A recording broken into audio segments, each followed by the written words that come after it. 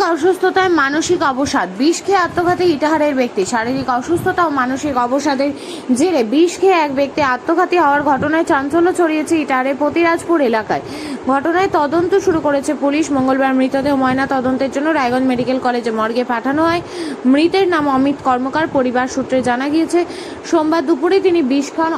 অসুস্থ অবস্থায় প্রথমে তাকে ইটাহার গ্রামীণ হাসপাতালে ভর্তি করা হয়। পরে শারীরিক অবস্থার অবনতি হলে রায়গঞ্জ মেডিকেল কলেজে স্থানান্তরিত করা হয়। সেখানেই চিকিৎসাধীন অবস্থায় তার মৃত্যু হয়। পরিবারের দাবি, দীর্ঘদিন ধরে একাধিক দুরারোগ্য রোগে ভুগছিলেন অমিতবাবু।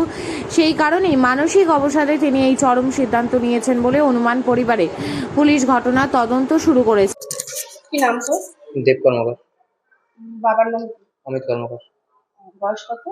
বাবার বাবার 38-40 এরকম হবে। কি করতেন? এখন তো কোনো কিছু করতো না, শরীর খারাপ, তার জন্য বাড়িতে ছিল। বাড়ি কোথায়? প্রতিরাজপুর। Post office? প্রতিরাজপুর। আর কোন থানা পড়ছে ওটা? এটা কি হয়েছিল? বিষ খেয়েছিল। কখন? 2টো বাজে তখন। কবে? কালকে দুপুর 2টার সময়। তারপরে ওখান থেকে হসপিটাল নিয়ে আসলাম, ইটার হসপিটালে। ওখান থেকে ওয়াশ টোয়াশ করে তারপরে আবার রায়গঞ্জে ট্রান্সফার করে দিল। তারপরে রায়গঞ্জ জানাম, রায়গঞ্জ জানার পর কিছুক্ষণ ওখানে ইস্যু করলো, অক্সিজেন ইস্যু করলো। তারপরে কটা নাগাদ মারা গেছে? 5টা। কি বাড়িতে খেয়েছিল? বাড়িতে তো বাইরে খেয়েছিল, কিন্তু বাড়িতে আসেনি, বমি বমি করতেছিল। তারপরে সবাই বুঝতে পারলো। তারপর মায়ের নাম? মমতা কর্মকার। কি অসুখ হয়েছিল? কি সমস্যা হয়েছিল? লিভারের প্রবলেম, জন্ডিস।